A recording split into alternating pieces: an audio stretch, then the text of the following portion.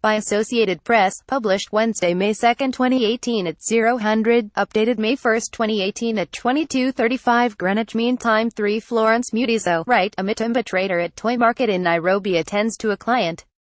David Nyaga, Standard, the sweaty mechanic tossed aside the used jeans one by one, digging deep through the pile of second-hand clothes that are at the center of another, if little noticed, Trump administration trade war. The used clothes cast off by Americans and sold in bulk in African nations, a multi-million-dollar business, have been blamed in part for undermining local textile industries. Also read, N. Korea slams U.S. censure on human rights. Now Rwanda has taken action, raising tariffs on the clothing in defiance of U.S. pressure. In response, the U.S. says it will suspend duty-free status for clothing manufactured in Rwanda under the trade program known as African Growth and Opportunity Act. President Donald Trump's decision has not gone down well in Rwanda, a nation still trying to heal the scars of genocide 24 years ago. Similar U.S. action against neighboring countries could follow, as Uganda and Tanzania have pledged to raise tariffs and phase in a ban on used clothing imports by 2019. Avoid fake news. Subscribe to the Standard SMS service and receive factual, verified breaking news as it happens.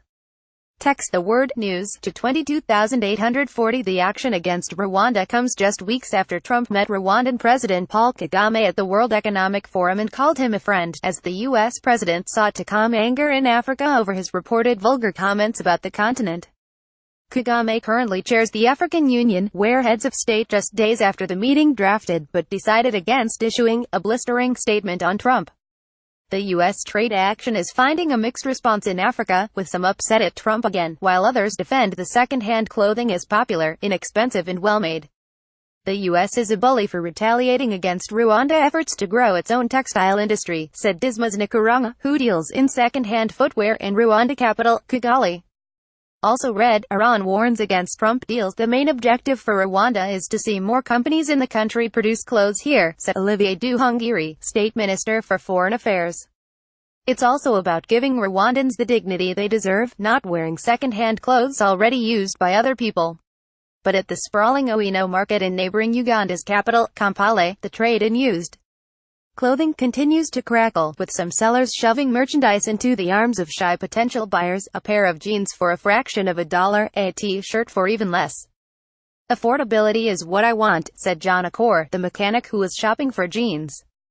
As some African governments worry that the bulk imports of used clothes constitute dumping, others question the ability of local clothing makers to satisfy appetites for quality goods at rock-bottom prices.